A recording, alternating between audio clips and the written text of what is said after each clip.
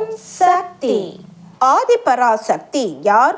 எல்லா தெய்வங்களுக்கும் மேலானதும் உலகின் எல்லா பொருள்களுக்கும் மேலானதுமே ஆதிபராசக்தி. மேல்மருவத்தூர் ஆலயத்தில் கருவறை உள்ள இடத்தில் அதற்கு முன்பு வேப்ப மரம் இருந்தது. அந்த வேப்ப மரத்தில் இருந்து பால் வடிய தொடங்கிற்று. இப்பால் பலருடைய நோய்களை நீக்கியது. 1966 வீசிய பெரும் புயலில் இந்த பால் வடியும் வேப்ப மரம் விழுந்துவிட்டது. அந்த வேப்ப மரம் விழுந்த பிறகுதான் அதன் அடியில் சுயம்பு வடிவில் ஆதிபராசக்தி குடியிருப்பதை உலகம் தெரிந்து கொள்ள முடிந்தது. சுயம்பை வெளிப்படுத்தவே மரம் விழுந்தது. அந்த சுயம்பின் பேராற்றலை அறிவுறுத்தவே அதன் மேலிருந்து வேம்பு இன்சுவை கொண்ட பாலை வழங்கிற்று. பால் வடித்த வேப்பமரம் வீழ்ந்த பிற்பாடு அன்னை சுயம்பாக வெளிப்பட்டாள். தெய்வம் தானாகவே தன்னை வெளிப்படுத்திக் கொள்வது சுயம்பு என்பதாகும். சுயம்பு என்றால் தான் தோன்றி என்பது பொருள். அருள் நிறைந்த ஞானியர்களுக்கு கடவுள் காட்சி கிடைத்த இடத்திலும், ஆற்றல் மிக்க ஞானியர் தன் பரு உடம்பை நீத்த இடத்திலும் சுயம்பு தோன்றும் என்று சமய பெரியோர்கள் கூறுவார். ஞானி ஒருவருக்கு ஆண்டவன் ஜோதி வடிவில் காட்சி தருகின்ற இடத்தில் அந்த ஜோதியே நாளடைவில் கற்பிடம்பாகி சுயம்பாகும். கடவுள் காட்சியை ஞானிக்கு ஜோதியாக வழங்கிய போதே அந்த ஜோதியில் அந்த ஞானி தன் ஆத்மாவை கரைத்து கொள்வான். அதனால் தான் சுயம்பில் எப்போதும் ஈர்க்கின்ற சக்தியும் வளர்கின்ற சக்தியும் அமைகின்றன. சுயம்பு உருவில் இருக்கும் அன்னை அந்தர்யாமியாய் மறைந்து நின்று அருள் செய்தால் அதனை பெற்று அனுபவிக்க கூடியவர் ஒரு சிலர் ஆவார். ஆகவே அன்னை மக்களுடன் நேரடியாக தொடர்பு கொள்ள விரும்பினாள். ஆன்மாக்களோடு உறவாடவே அவள் திருவுள்ளம் கருதிற்று. தன் அவதார நோக்கத்தை நிறைவேற்ற வேண்டியே ஒரு தனி வழியை மேற்கொண்டாள். பரம்பொருளாக இருக்கின்ற தெய்வத்தின் இலக்கணம் பற்றி சொன்ன பெரியோர்கள் அது எல்லையற்றது, எங்கும் நிறைந்தது, அறிவே உருவானது, ஆனந்த வடிவமாய் நிற்பது.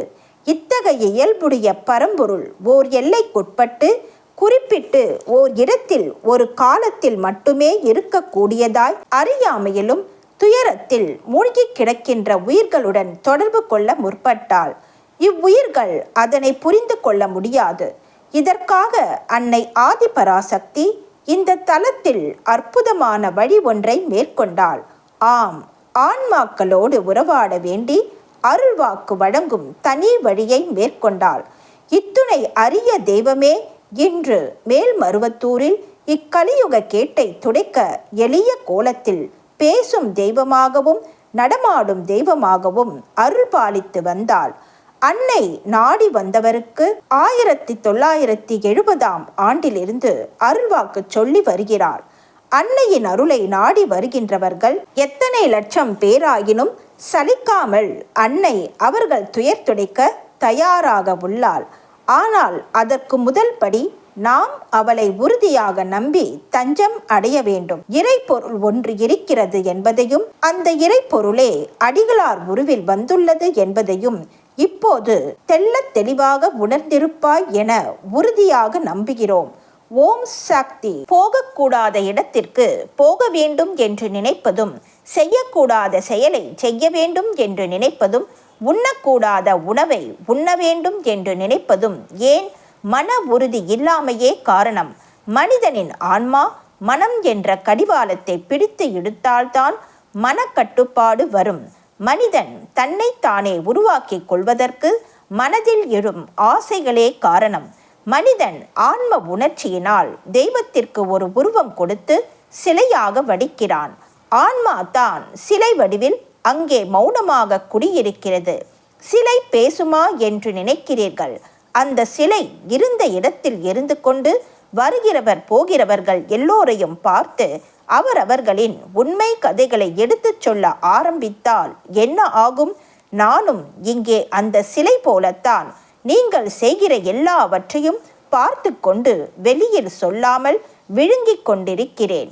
நல்ல அறிவுரைகள் வாய் வழியாகவும் நுழையும், செவி வழியாகவும் நுழையும், ஆன்மா வழியாகவும் உள்ளே நுழையும். வாய் வழியாகவும் செவி வழியாகவும் கேட்பதெல்லாம் உள்ளே பதிந்து விடுவதில்லை. ஆன்மா வழியாக உள்ளே நுழைந்தால்தான் பசுமரத்தாணி போல பதியும். அவ்வாறு நுழைந்தால்தான் அமைதியும் கிடைக்கும். அன்னையின் அருள்வாக்கு. Please share and subscribe. Om Sakthi.